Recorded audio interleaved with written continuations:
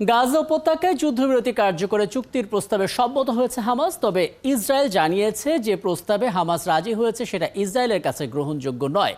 চলতি সপ্তাহে মিশরের রাজধানী কায়রোতে গাজায় যুদ্ধবিরতি এবং হামাসের হাতে অবশিষ্ট ইসরায়েলি বন্দীদের মুক্তির জন্য একটি চুক্তিতে আলোচনা শুরু হয়। এরপরেই সোমবার যুদ্ধবিরতি চুক্তিতে রাজি হওয়ার কথা জানায় হামাস। তবে ইসরায়েলের প্রধানমন্ত্রী বেনিয়ামিন নেতানিয়াহুর কার্যালয় বলেছে ইসরায়েলের দাবিগুলো এই প্রস্তাবে নেই। এদিকে রাফা থেকে সোমবার বেসামরিক নাগরিকদের সরে যাওয়ার নির্দেশ দিয়েছিল ইসরায়েল। সেই নির্দেশের কয়েক ঘন্টা পরে রাফায় বিমান হামলা শুরু করেছে তারা। তাহলে দুটো খবর এখন আলোচিত। রাফা সীমান্তের যে গাজা অংশ সেখানে দখল নিয়েছে ইসরায়েল এবং তাদের ট্যাঙ্ক সেখানে প্রবেশ করতে শুরু করেছে। ধারণা করা হচ্ছে তাদের উদ্দেশ্য হচ্ছে গাজায় ত্রাণ প্রবেশটাকে বন্ধ করা। তারও আগের খবর, যুদ্ধবিরতিতে সম্মত হামাস কিন্তু ইসরায়েলের প্রত্যাখ্যান। দুটো খবরের উপর ভিত্তি করে আমরা একটু বিশ্লেষণ করতে চাই। আমাদের সঙ্গে আছেন আন্তর্জাতিক সম্পর্ক বিশ্লেষক অধ্যাপক ডক্টর ইমতিয়াজ আহমেদ। অধ্যাপক ডক্টর ইমতিয়াজ আহমেদ, আপনাকে আমন্ত্রণ জানাচ্ছি এবং অনেক ধন্যবাদ জানাচ্ছি আপনি আমাদেরকে সময়টা দিচ্ছেন। ছোট করে কয়েকটা বিষয় একটু জেনে নিতেই চাই আপনার কাছে।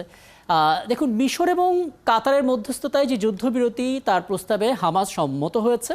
হামাসের সিদ্ধান্তকে আবার ইতিবাচকও মনে করছে তুরস্ক, কিন্তু ইসরায়েল রাজি নয়। মানে আপনার পর্যবেক্ষণটা কি, ইসরায়েল রাজি নয় নাকি নেতানিয়াহু রাজি নয়? নেতানিয়াহু বুঝে গেছেন যে যুদ্ধ থামলেই তিনি শেষ, নিজের অস্তিত্ব টিকিয়ে রাখতে হবে, এ কারণে মানে কি বলবেন আসলে? ধন্যবাদ। না, আপনি ভালোই বলেছেন, কারণ যেই কারণে এখনো হচ্ছে না এই যুদ্ধবিরতি, তার একটা বড় কারণ হচ্ছে নেতানিয়াহু এবং তার সরকার। কারণ তারা ভালো করেই জানে যে আজকে যে ইজিপ্ট আর কাতারের মাধ্যমে যেই প্রপোজালটা তৈরি হয়েছে, সেখানে অনেকেরই ধারণা যে হয়তো ব্যাক চ্যানেলে এর সাথে তো আমেরিকাও কিছুটা হয়তো তারও সম্মতি আছে, যেহেতু এখানে ইজিপ্টের সাথে আমেরিকার একটা ভালো সম্পর্ক আছে, কাতারের সাথেও ভালো সম্পর্ক আছে। তো সেই হিসাবে অনেকেই ধরে নিচ্ছে আপাতত যে আমেরিকারও হয়তো এখানে একটা গ্রিন সিগন্যাল আছে। কিন্তু এই ধরনের চুক্তি যেই কাঠামো তৈরি হয়েছে তিনটা ফেজে সিক্স ফায়ারের, সেটা করলে নেতানিয়াহু সরকারের পতন হবে, এটা না বোঝার কোনো কারণ নেই।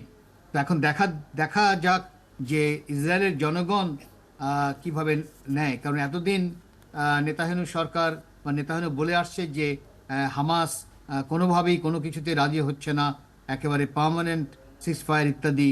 এই যে তিনটা ফেজে করা হয়েছে তার, এবং যেখানে ইজিপ্ট আর কাতার জড়িত, সেই আহ, কাঠামোর মধ্যে ইসরায়েলের জনগণ বড় আকারে প্রেশার পারবে কিনা, প্রেশার উঠাতে ফেলতে নেতানিয়াহুর উপর, সেটাই এখন দেখা দরকার।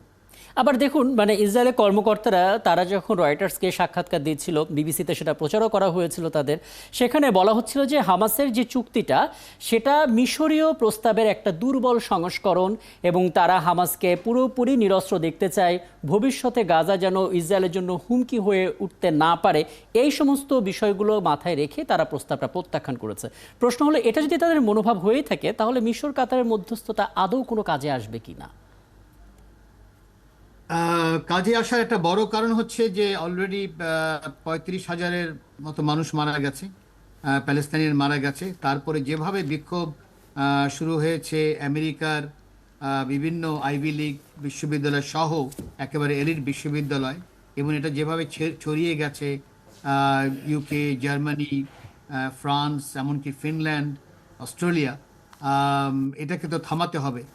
কারণ একটা লাইভ জেনোসাইড যদি কন্টিনিউ করে, বোঝাই যাচ্ছে যে তাতে আরও প্রেশার বাড়বে।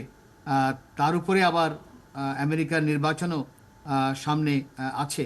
তো সব মিলে প্রেশার কিন্তু বড় আকারে আমি মনে করি আমেরিকার উপর এখন পড়ছে, কারণ আমেরিকার জনগণ, বিশেষ করে ইয়াং ছাত্র, এবং মনে রাখতে হবে এমন ছাত্র যারা আগামীতে কিন্তু তারাই হলো বড় জায়গায় থাকবে, একেবারে চোখ বন্ধ করে বলা যায়, কারণ তারা সব বড় আকারেই এলিটের ছেলেমেয়েরা। এটা মনে রাখতে হবে, কলম্বিয়াতে যারা পড়ে, হার্ভার্ডে যারা পড়ে, ইয়েলে যারা পড়ে, এরা সবাই মেধাবী বলতে গেলে, এবং সেই হিসেবে তারাই কিন্তু এখন থেকে 10-15 বছর পরে বড় বড় পজিশনে থাকবে।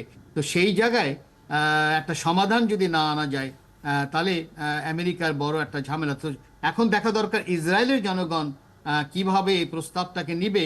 কারণ ইসরায়েলের জনগণের মধ্যে একটা বড় প্রেশার হচ্ছে যে যারা বন্দী হয়েছে তাদের কি বলা হয় মুক্তির ব্যাপারে, যেটা 6 মাস ধরে মুক্তি পাচ্ছে না, এই প্রসেসে তারা মুক্তি পাবে সেই আশা এবং আশাটা তারা আসলে ধরে রেখেছে। আমি আমি এই জায়গাটাতে আরেকটা পয়েন্টে আসতে চাই। আপনি খুব চমৎকার করে যেটা বললেন, এটা আমরা বিভিন্ন গণমাধ্যমে ও আন্তর্জাতিক গণমাধ্যমে দেখছি যে ইসরায়েল একটা চাপে আছে, একটা লং টার্ম চিন্তা করলে শিক্ষার্থীদের এই বিক্ষোভের জবাবে একটা শান্তিপূর্ণ সমাধানটা জরুরি। কিন্তু দেখা যাচ্ছে এসবের মধ্যে রাফা সীমান্ত, সেখানে গাজা অংশে ইসরায়েলের ট্যাঙ্ক ঢুকে গেছে, গতকাল থেকে বিমান হামলা শুরু হয়েছে। তারা যে কোনো মূল্যে ত্রাণ প্রবেশ ঠেকাতে চায়, একটা মানবিক বিপর্যয় তৈরি হতে পারে অনেকে ধারণা করছে। আপনার বিশেষ কোনো পর্যবেক্ষণ এখানে আছে কিনা? আমার মনে হয় না নেতানিয়াহুর আর কোনো বিকল্প আছে যুদ্ধ চালিয়ে যাওয়া ছাড়া। নেতানিয়াহু যেই মুহূর্তে সিজফায়ার বা যেই মুহূর্তে সেই ধরনের একটা শান্তির কাঠামোর মধ্যে যাবে, তার পরের দিন তাকে ছেড়ে যেতে হবে। এবং সবাই ভালো করে জানেন যে সে নিজে একটা করাপশন চার্জে আছে। একেবারে ইসরায়েলি কোর্ট তার পরের দিন তার পিছনে লাগবে, এবং তার সরকারে যারা আছে, এবং এখানে জেনোসাইডাল কন্টেনশনটাও একটা বিরাট ইম্পর্টেন্ট। আজকেই পত্রিকায় যেটা ছাপিয়েছে, খুব সম্ভব লিকেজ হয়েছে, সেটা হলো কয়েকজন সেনেটরের রীতিমতো ওয়ার্নিং আইসিসিকে দেওয়া, এবং যেই ভাষায় ওয়ার্নিং দেওয়া হয়েছে এটা তো সাংঘাতিকভাবে আনএক্সেপ্টেবল আমি মনে করি পুরো বিশ্বর কাছে।